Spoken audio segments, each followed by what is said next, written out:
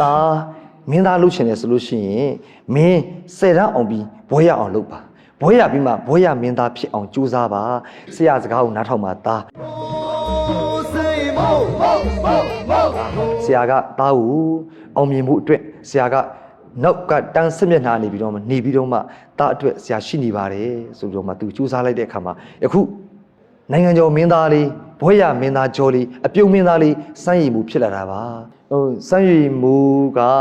12နှစ်အရွယ်လောက်ခရဲကဆရာရှိမှပညာသင်တယ်အရန်ကိုယဉ်ကျေးသိမ်မွေ့ပါတယ်ကျိုးလဲကျိုးစားတယ်လူလိမ္မာလေးတယောက်ပါ